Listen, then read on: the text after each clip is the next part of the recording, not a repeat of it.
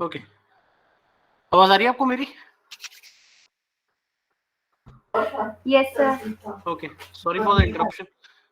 Okay, so I have just shared the file. Let me just share my screen and then we can run the analysis.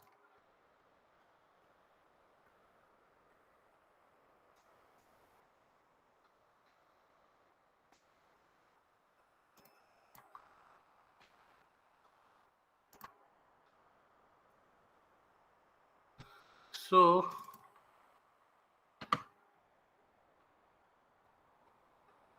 okay, so I've taken this. Let me load that file. जो mediation वाली file है उसको मैं load कर रहा हूँ. Okay, एक बार इसका डाटा देखते हैं ओपन करके कि डाटा है कैसा. इसमें जस्ट 3 वेरिएबल मैंने लिए हैं जस्ट टू एक्सप्लेन यू. तो अगर आप यहाँ पे ध्यान से देखोगे, एक वेरिएबल IV है, that is your independent variable. There is a dependent variable and there is a mediation variable. तो मैंने 3 वेरिएबल यहाँ पे डाले हुए हैं, ठीक है. और इसी को हम run just for explanation. Okay, so let me draw the model first. तो यहां पर मॉडल बनेगा कैसे? Will take up 3 variables. This is your variable 1, variable 2 and this is your variable 3.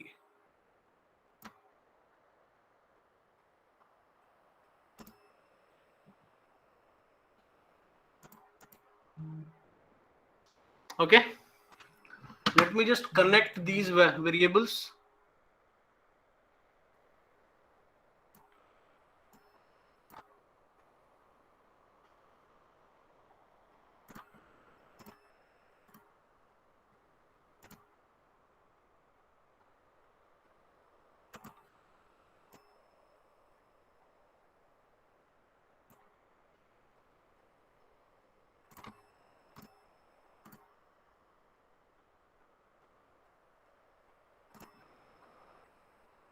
आप कर रहे हैं साथ साथ में? Are you drawing? Yes, sir. Okay,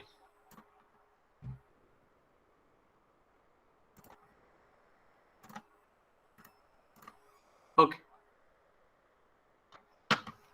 तो इसे सेट करने की जरूरत नहीं है. Okay, so let me just name these variables now. वैसे आप लोड कर लो डायरेक्टली इसको, यहां से फाइल से लोड कर लो. तो this is your mediator, this is your IDV, this is your DV.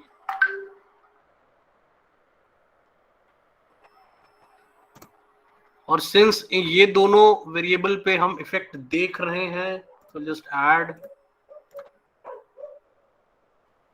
error values and name the unobserved.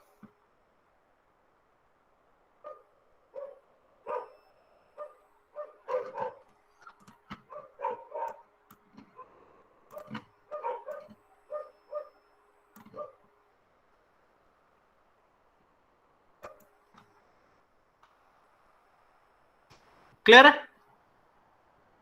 It's a clear case of mediation.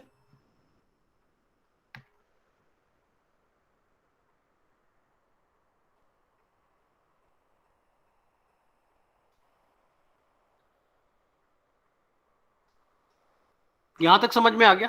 हमने एक सिंपल मॉडल ड्रॉ किया which clearly indicates mediation.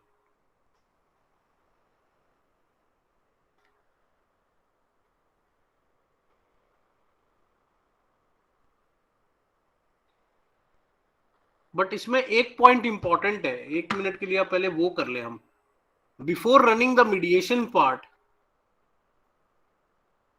Let us just run this direct relation.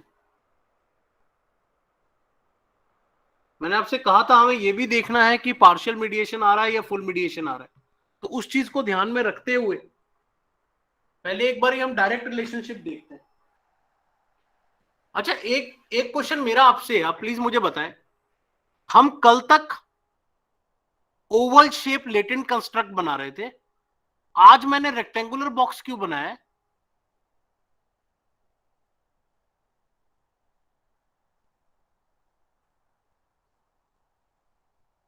क्योंकि इनकी value हमें sir पहले से पता है, हमने yes, because these are not latent construct. Yes yes, बिल्कुल सही. These are not latent construct, these are already observed variables. ये ऑलरेडी इसकी वैल्यूज आपको गिवन है, इसलिए.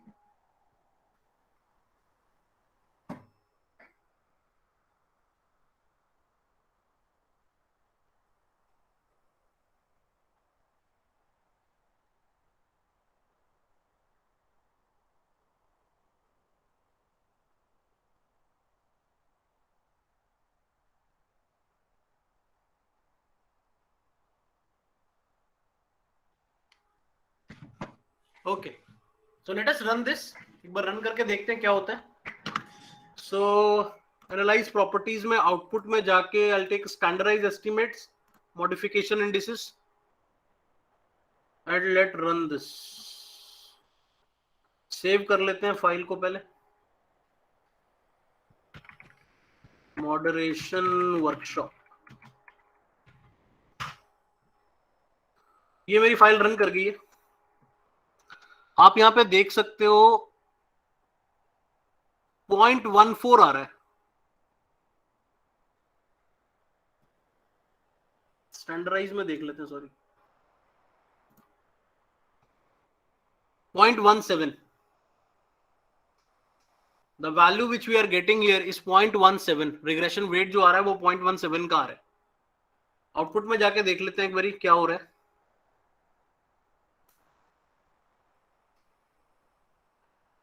Let's go to model fit. Obviously यहाँ पर कोई लेटेंट वेरिएबल तो है नहीं, तो यहाँ पे कुछ मिलेगा नहीं. हमारे लिए मेन जो था वो एस्टिमेट चाहिए था हमें. तो यहाँ पर हमें एस्टिमेट दिख रहा है कि आईवी और डीवी के बीच में एक सिग्निफिकेंट रिलेशनशिप है. आप देख सकते हो 0.008.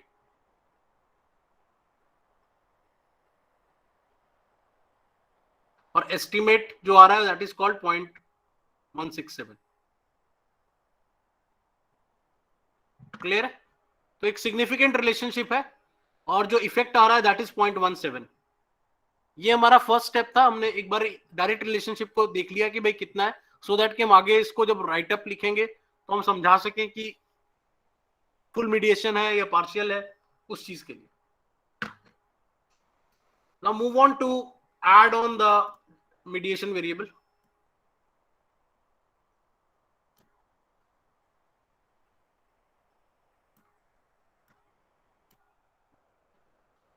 So now your mediation variable is added. Sir arrow गलत लगा है. Oh sorry.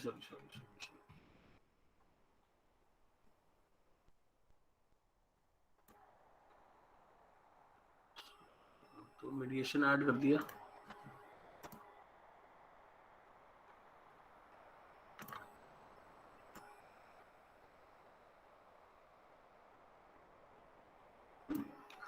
Okay, let us load the mediation variable now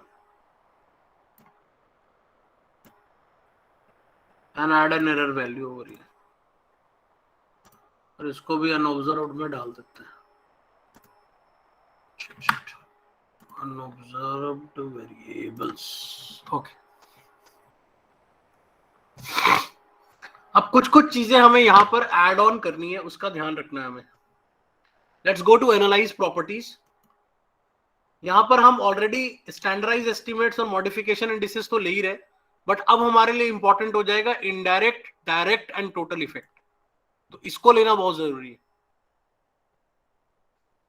plus मैं अमोस को इंस्ट्रक्ट करना चाहता हूं कि बूटस्ट्रैप करे इस सैंपल को, और बूटस्ट्रैप करे, आप कोई भी नंबर डाल सकते हो. या 200 तक देखो बाय डिफॉल्ट बूटस्ट्रैपिंग आ रही है.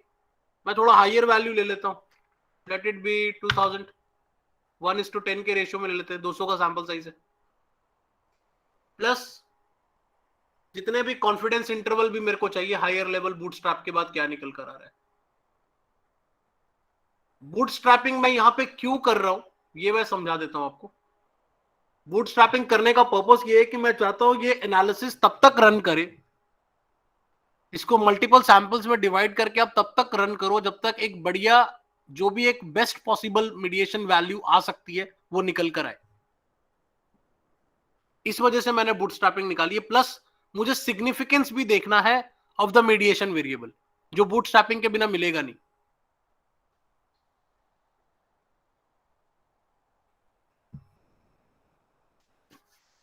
ठीक है, तो मैं फिर से रिपीट कर देता हूं मैंने क्या किया। मैंने एक मीडिएशन वेरिएबल को ड्रॉ किया है। ड्रॉ करने के बाद मैं एनालाइज प्रॉपर्टीज में गया। यहां पर मेरे पास ऑलरेडी आउटपुट वाले में स्टैंडर्डाइज एस्टिमेट्स और मॉडिफिकेशन इंडिसेस तो हम हमेशा लेते हैं, लेकिन इस बार हम डायरेक्ट, इनडायरेक्ट और टोटल इफेक्ट ये हमें चाहिए। तो we take that also, and in the bootstrapping section we'll perform the bootstrap। 2000 तक कर दिया मैंने उसको, एंड मैंने उसको एक बायस्ड करेक्ट वैल्यू डाल दी कि भाई आप कॉन्फिडेंस इंटरवल भी निकाल के देना मेरे को। अपर रेंज लोअर रेंज दोनों मिल जाएगी।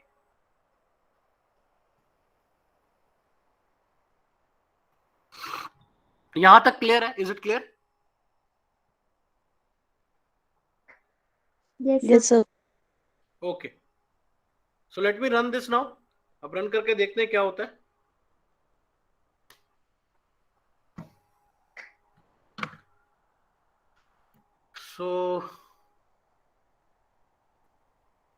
So this is the value.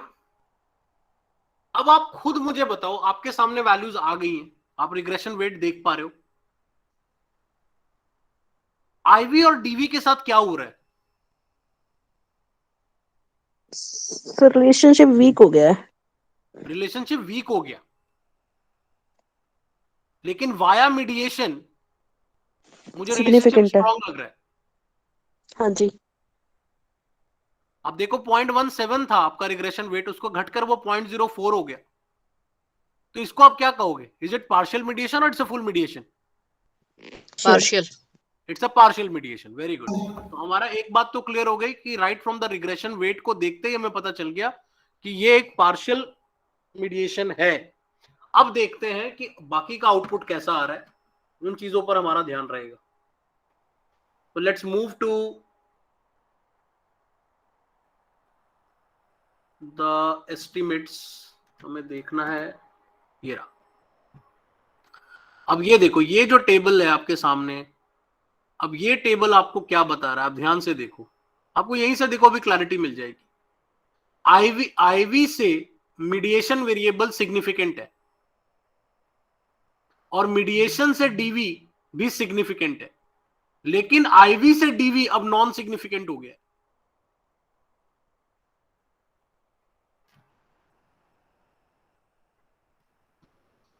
That means the mediation variable is playing a very crucial role in the relationship between IV and DV.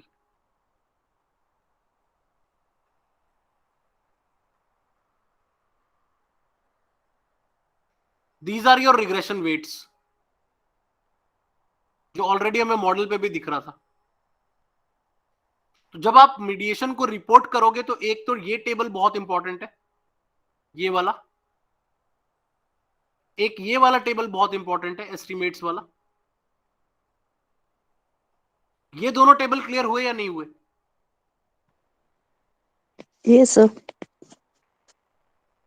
Now let's move to the नीचे। अगर आप जाओगे तो ये देखो, अब नीचे आपको टोटल इफेक्ट ये सब मिलेगा। ये देखो, स्केलर्स में जाओ, मैट्रिसेस में, यू हैव टोटल इफेक्ट। आप टोटल इफेक्ट देख सकते हो। यहां पे टोटल इफेक्ट कितना आ रहा है आईवी और डीवी का? 0.138। This is your total effect. Total effect means R square. R square means 13.8%। Moving on to direct effect, कितना आ रहा है? Direct effect is just 0.03। जो डायरेक्ट इफेक्ट बन रहा है वो सिर्फ 0.03 बन रहा है, और जो इनडायरेक्ट इफेक्ट बन रहा है दैट इज 0.108। मतलब जो मीडिएशन के साथ अगर आप इसको देख रहे हो, इनडायरेक्ट इफेक्ट में देख रहे हो, तो वो 10.8% तक एक्सप्लेन कर रहा है डिपेंडेंट वेरिएबल को, जबकि ये सिर्फ 3% ही कर रहा है। और जो टोटल हमें मिल रहा है that is around almost 13.8, that means 14% के आसपास का हमारा टोटल इफेक्ट मिल रहा है। तो इस तरीके से आपके लिए ये इंपॉर्टेंट है, टोटल इफेक्ट कितना है, डायरेक्ट कितना है, इनडायरेक्ट कितना है, तो ये भी रिपोर्ट करना है। क्या जो अभी मैंने एक्सप्लेन किया वो क्लियर हुआ या शुड आई रिपीट?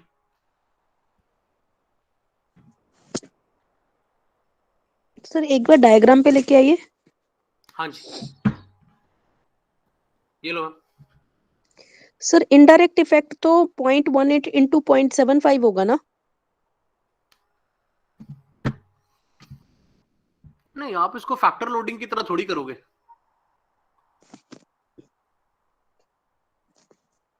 सर जो आईडीवी से मीडिएशन है और मीडिएशन से जो डीवी की हमारी फैक्टर लोडिंग होती है उनको मल्टीप्लाई करके नहीं निकालते हैं?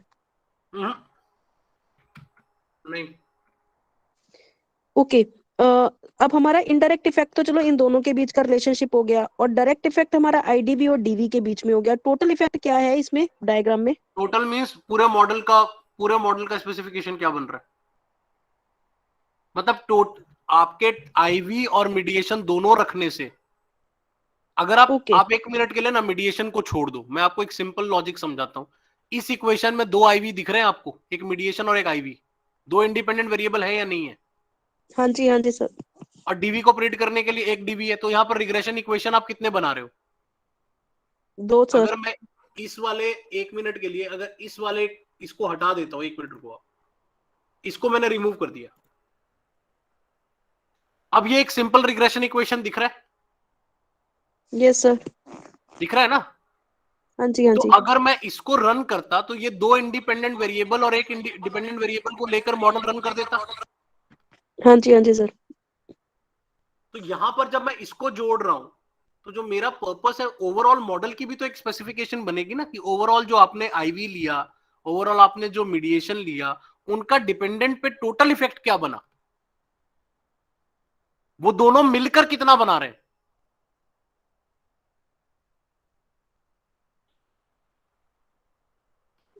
Got it So sir, that is thank your you. total effect. That is your total effect.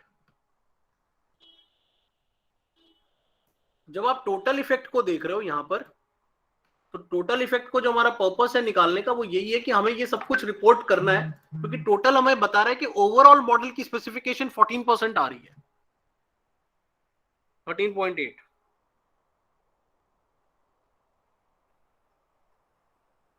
तो इसमें हमें स्टैंडर्डाइज्ड एस्टिमेट्स नहीं लेने, we have to take the unstandardised. अब स्टैंडर्डाइज इसमें वैसे मैं तो यही वाला ले लेता हूँ, ऊपर वाला ना, थोड़ा बहुत स्टैंडर्डाइज में टोटल। हल्का फुल्का फर्क होता है। जैसे अगर आप हाँ टोटल जी। देखो, स्टैंडर्डाइज में हल्का सा वो इंप्रूवमेंट है, 16% आ रहा है। हाँ जी सर।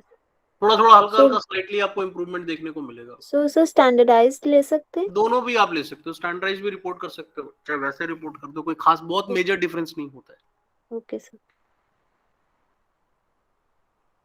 तो अगर अब यहाँ पर मैं 1 मिनट के लिए आपको समरी बना दूं कि आपको क्या क्या चीजें रिपोर्ट करनी होती हैं while doing mediation. Let me just take that pen. तो उससे आपको एक आइडिया मिल जाएगा कि हमें क्या क्या चीजें रिपोर्ट करनी है। तो एक चीज, जो फर्स्ट चीज आपको रिपोर्ट करनी है, दैट इज योर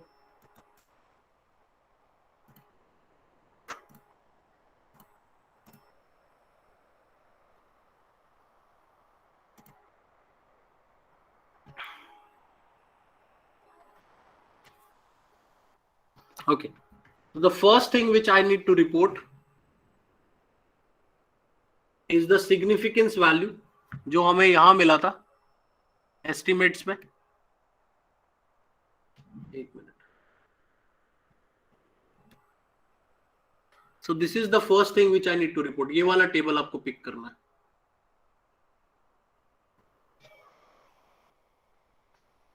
क्योंकि ये बेसिकली बताएगा कि कौन सा रिलेशनशिप सिग्निफिकेंस आ रहा है, कौन सा सिग्निफिकेंट नहीं आ रहा।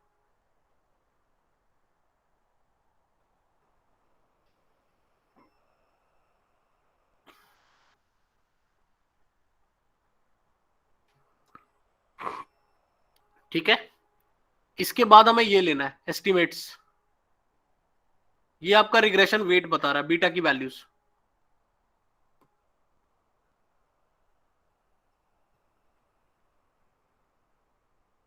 Once we are done with this, फिर हमें यहां से टोटल इफेक्ट लेना है। आप उसमें स्टैंडर्डाइज ले लो या नॉन स्टैंडर्डाइज ले लो, वो आपकी चॉइस है, कोई इतना बहुत फर्क नहीं होता। स्टैंडर्डाइज भी ले सकते हो, मैं ज्यादातर टोटल लेता हूं वैसे।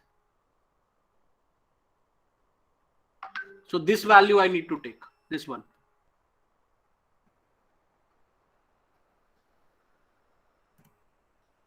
Then after this we need to take the total effect हो गया हमारा, उसके बाद हम डायरेक्ट इफेक्ट ले लेंगे और इनडायरेक्ट इफेक्ट ले लेंगे। ये सारी चीजें हम रिपोर्ट करेंगे। तो टोटल वो एक 2 टेबल हो गए और एक टेबल हम यहां से खुद बना लेंगे जो डायरेक्ट इफेक्ट, इनडायरेक्ट इफेक्ट और टोटल इफेक्ट, ये तीनों चीजों को बताएगा। अब इसके बाद मुझे ये एक चीज देखना जरूरी है कि जो बूटस्ट्रैपिंग से हमने कॉन्फिडेंस बनाया है और उसके थ्रू जो सिग्निफिकेंस निकाला है वो कैसा आ रहा है। तो if you go to this significance part, bootstrapping confidence में जब आप जाते हो तो यहां पर आपको देखो लोअर बाउंड, अपर बाउंड और टोटल सिग्निफिकेंस आ रहा है। ये देखो टोटल सिग्निफिकेंस। तो यहां पर जो ओवरऑल सिग्निफिकेंस आ रहा है आफ्टर बूटस्ट्रैपिंग वो सिग्निफिकेंट है।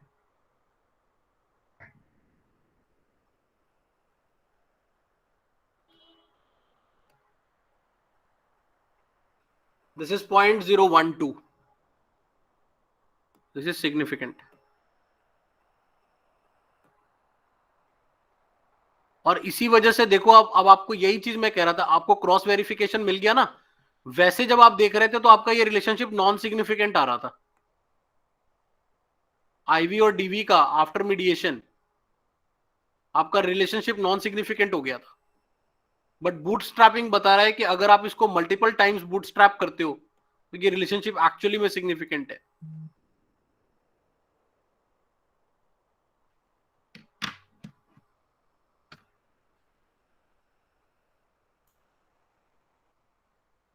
Is it clear?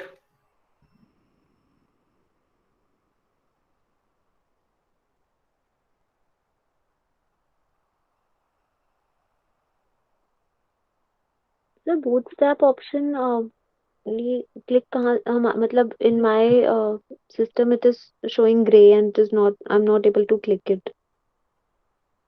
यहां पे आ रहा था ना, जब आप इसमें आओगे पहले एस्टिमेट्स में आना होगा आपको, और जब आप टोटल इफेक्ट इस पे क्लिक करोगे तब ये बूटस्ट्रैप स्टार्ट होता है नीचे। Okay sir, yes. फिर आप बूटस्ट्रैप के कॉन्फिडेंस में जाओगे तो वहां पर आपको ये मिल जाएंगे तीनों, अपर बाउंड, लोअर बाउंड, तीनों जगह आप देख सकते हो। अपर बाउंड यस में सर। भी सिग्निफिकेंट आ रहा है, लोअर बाउंड में नॉन सिग्निफिकेंट है थोड़ा। तो ऑब्वियसली थोड़ा अपर लोअर तो इतना नहीं देखना, हमें ये देखना मेन टू टेल्ड सिग्निफिकेंस क्या है। तो वो that is 0.10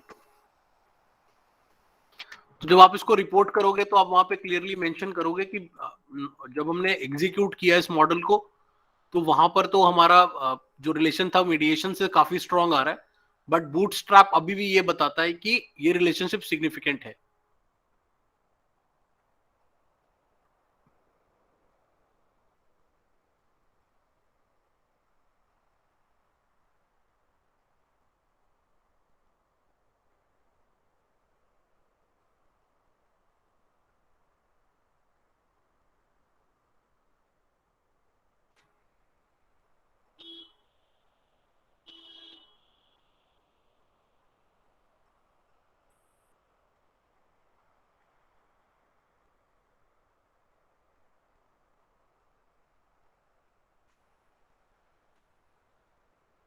is it clear?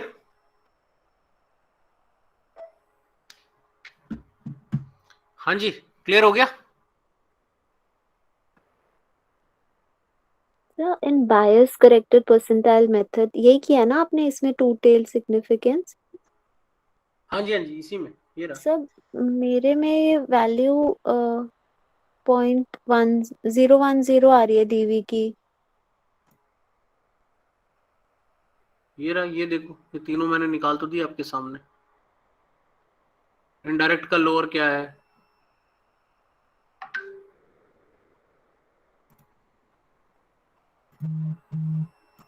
I don't know, in my it is showing some different value. Amit sir, bootstrapping में सभी के रिजल्ट्स थोड़े थोड़े वेरी करते हैं ना सिस्टम टू सिस्टम। हाँ वो करेंगे हल्का हल्का। तो जितने भी आप वो मतलब आपने आइटरेशंस इतनी किए बार हैं वो एक्चुअली सिस्टम होता ने, क्या है ना, वो जितने रोटेशंस हर हर जितनी बार आप उसको रन कर रहे हो, हर पर्सन उसको मतलब हर बार सॉफ्टवेयर उसको अलग तरह से रन कर रहा है। तो that yes is the sir. Reason why little bit of Yes. Variation will be there. Yes sir. अब अगर आपको समझ में आ गया है तो फिर आप ये मीडिएशन करके दिखाओ मुझे कल वाली फाइल पे। आप कल वाला टैम खोलो, वो टैम वाली फाइल खोलो और वहां मुझे एक मीडिएशन दिखाओ आप करके।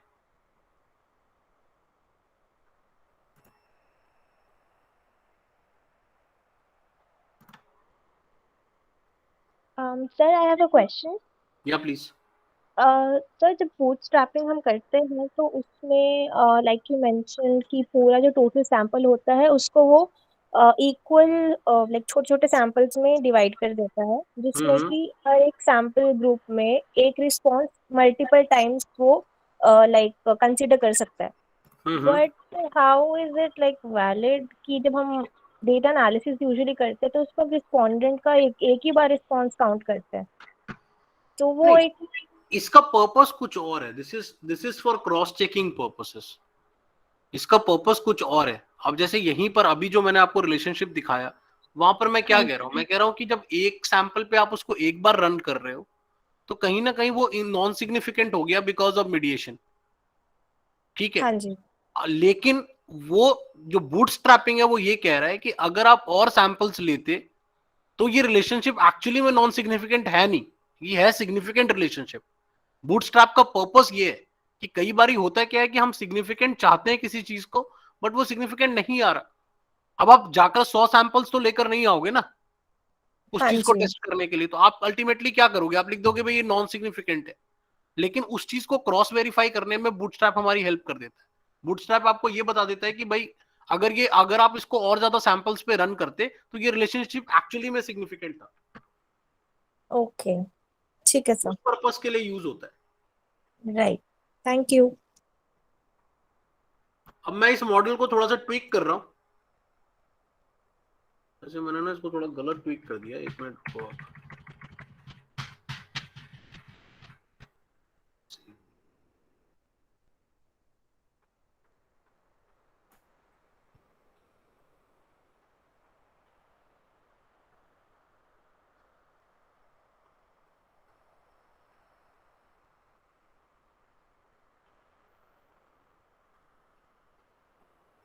ओके, आप भी प्लीज इसको मेरे हिसाब से थोड़ा चेंज कर लो, और मैं आपसे एक मीडिएशन यहां चाहता हूं, आप करके दिखाओ मुझे। Late me just remove this, इसको हटा देते हैं एंड इसको रोटेट करते हैं।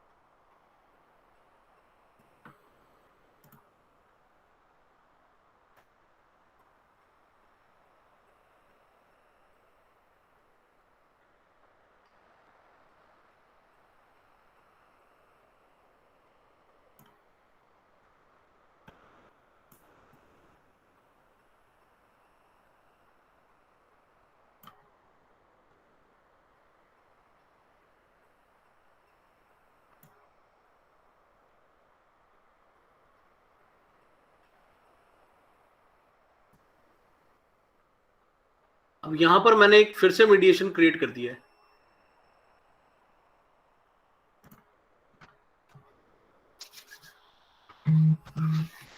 जहां पर पहले हम पीयू से डायरेक्ट इफेक्ट देख रहे थे ऑन एटीट्यूड, नाउ मैंने एटीट्यूड को एज अ मीडिएटर यूज करके पीयू का डायरेक्ट इफेक्ट बीआई पे डाल दिया है। अब आप मुझे ये मॉडल बनाओ और इस मॉडल का प्लीज मुझे बताओ कि आपका क्या निकल कर आ रहा है।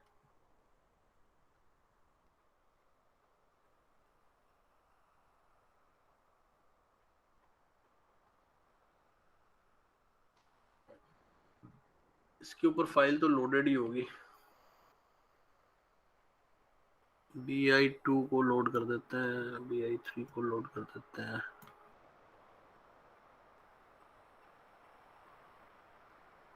Attitude 1, attitude 2, attitude 3।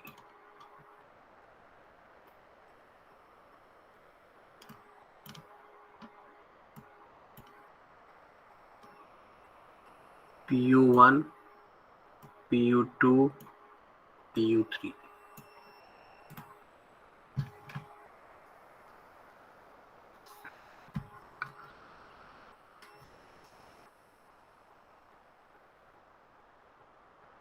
Kindly draw the model.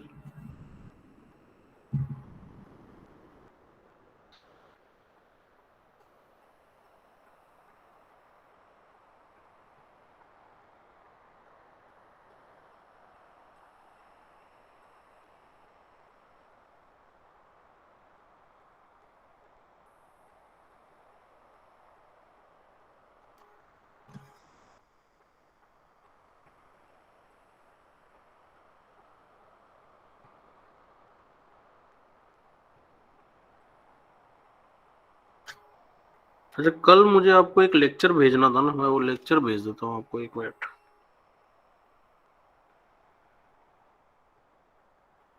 ये लो।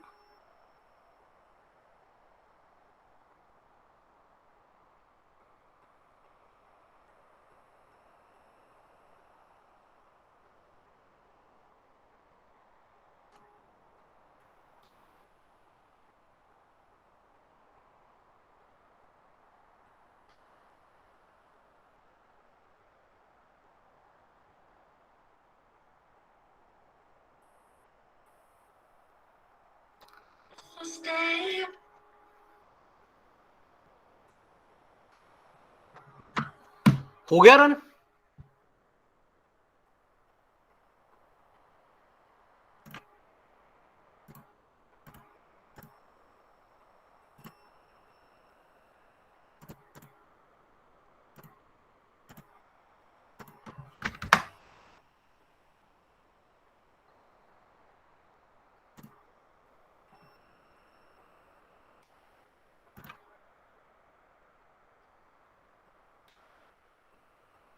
BI3 अरे नेमिंग सेम हो गया है, एक मिनट।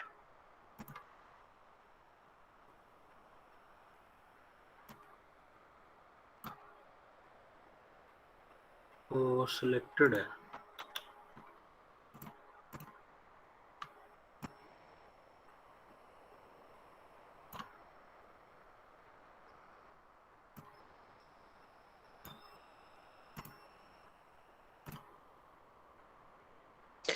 सर लेटेंट वेरिएबल को भी आपने BI2 डाल रखा है, दैट इज द मिस्टेक। अच्छा, वो सेम था ना, इसलिए इशू आ रहा था। अब क्या इशू आ गया? सर एरर टर्म के नेम्स भी सेम है।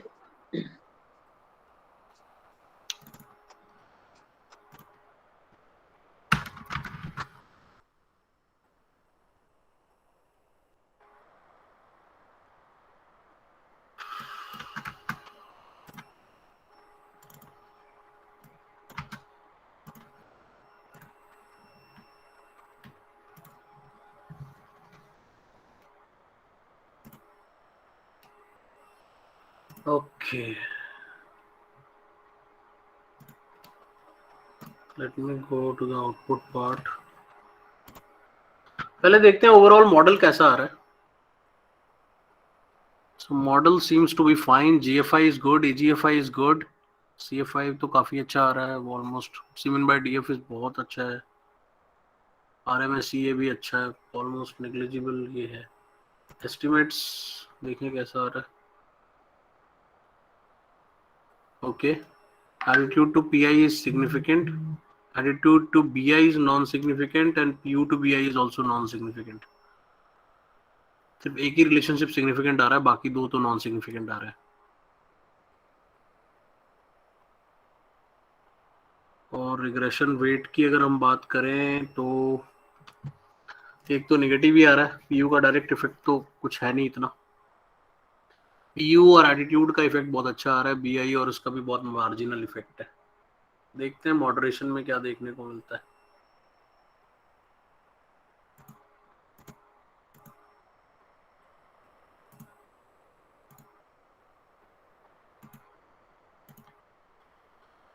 ओके,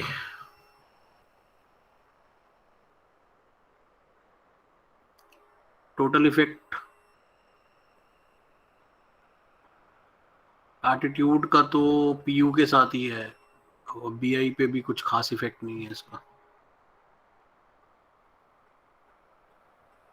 एंड डायरेक्ट इफेक्ट में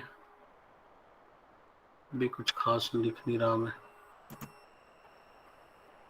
इनडायरेक्ट भी नॉन सिग्निफिकेंट ही, ऑलमोस्ट कुछ खास इफेक्ट नहीं है इसका। बीआई का पीयू पे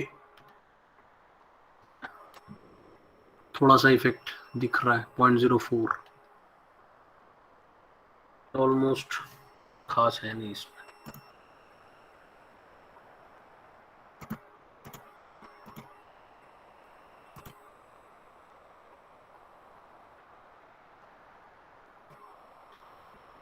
ओवरऑल अगर देखा जाए तो मॉडरेशन कुछ खास फर्क डाल नहीं रहा इस चीज का। एक्चुअली में कोई मीडिएशन है नहीं, वो तो जस्ट मैंने आपको बनाने के लिए बनाया था। थियोरेटिकली कोई मीडिएशन एग्जिस्ट नहीं करता। वैसे भी अगर आप लिटरेचर को भी देखोगे ना, तो literature doesn't have any effect of PU on BI. PU का कोई डायरेक्ट इफेक्ट है नहीं, डायरेक्ट पीयू का सिर्फ एटीट्यूड के साथ ही इफेक्ट है, अगर लिटरेचर की भी हम बात करें तो।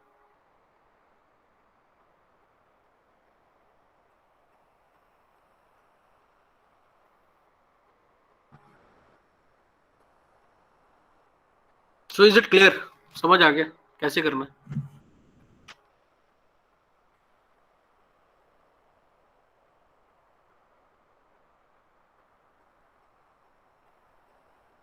Yes sir.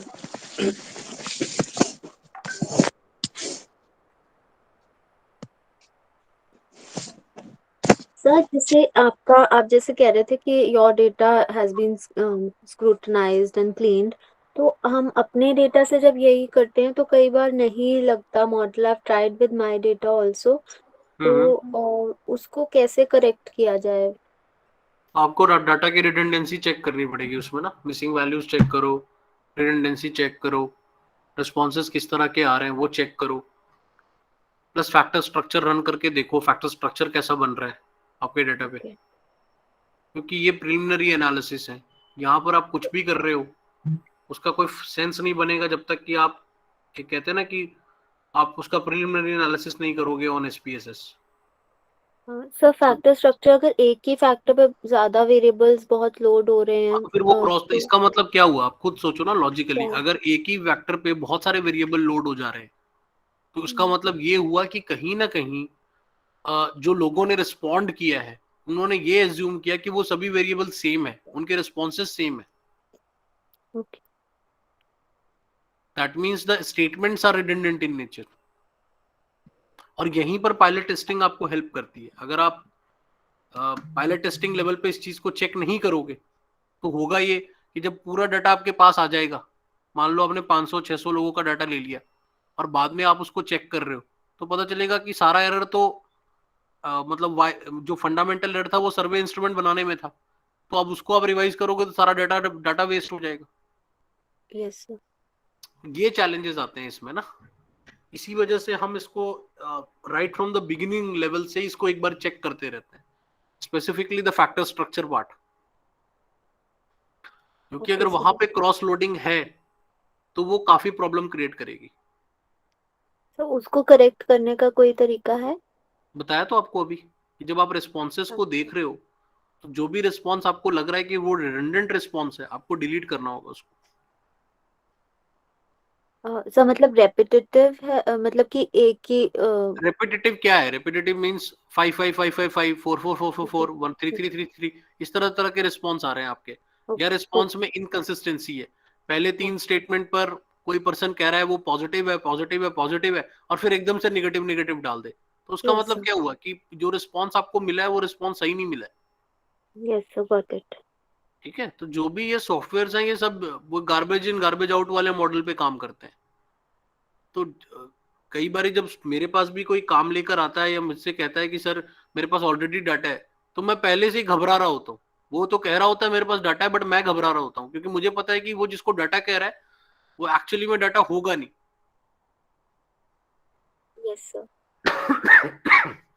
क्योंकि ना तो उसने कोई टेस्टिंग की होगी, ना तो कुछ चेक किया होगा। अब वो बस नंबर से डाटा को देख रहा है, उसके हिसाब से जो उसका सैंपल साइज था 500-600 जितने भी लोगों का डाटा था, वो उतने लोगों का डाटा अगर वो ले आया तो उसको लग रहा है मेरा डाटा कंप्लीट है। बट एक्चुअली में जब डाटा को आप रन करते हो तब आप रियलाइज करते हो कि जो डाटा लाया गया है वो किसी काम का ही नहीं है। It's a complete waste of energy and time. और वो डाटा काफी हद तक हमें दोबारा कलेक्ट करने वाली पोजीशन में हम आ जाते हैं।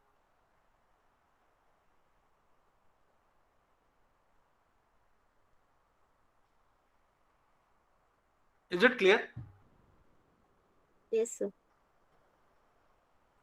तो जब भी आप कोई रिसर्च पेपर कर रहे हो या जैसे आप डेजर्टेशन कर रहे हो, तो अपने डाटा को आप टेस्ट करते रहो, टास्क डाटा की रिडंडेंसी चेक करो, डुप्लीकेट वैल्यूज चेक करो, डाटा को फ्रीज करो। कई बार क्या होता है, डाटा में अननेसेसरी वैल्यूज डली होती हैं, तो उसको डाटा वैलिडेशन के थ्रू आप उसको फ्रीज कर सकते हो एक्सेल में। तो आप उसको फ्रीज करो सो दैट कि वो अननेसेसरी रिस्पॉन्सेज को लेना। तो इस तरह की कुछ चीजें हमें पहले से ही, मतलब जिसको मैं डाटा क्लीनिंग कहते हैं। फॉर एग्जाम्पल, अगर डाटा में मिसिंग आ रहा है तो इम्प्यूटेशन आप कैसे कर रहे हो, तो वो डाटा का इम्प्यूटेशन आप सही करो।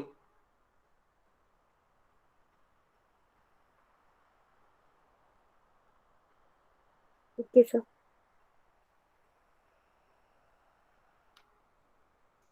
और मतलब मैं सच बता रहा हूं कि 2-3 चीजें हैं रिसर्च में स्पेसिफिकली जिस पर मैं देखता हूं कि बहुत लेस फोकस किया जाता है। We focus more on testing, जो सॉफ्टवेयर का टेस्टिंग है या जो टूल्स हैं, उस पर मैं देखता हूं हर पर्सन का कहीं ना कहीं ज्यादा इंटरेस्ट होता है।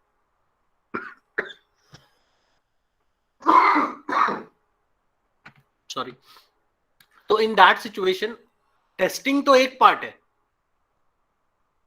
आप बुक्स को भी देखोगे, वहां पर भी मैं देखता हूं कि बुक्स भी टेस्ट्स के बारे में बात करता है। बट 2 चीजों के बारे में जो बहुत कम बुक्स में या बहुत कम लोग बात करते हैं, फर्स्ट इज योर एजम्पशंस, कि डाटा के एजम्पशंस को आप टेस्ट कर रहे हो या नहीं कर रहे हो। मैं आपको अभी बता रहा हूं कि ये जो डाटा मैं आपके सामने अभी मैंने आपको रखा है ना, ये डाटा नॉर्मल डिस्ट्रीब्यूटेड नहीं आएगा।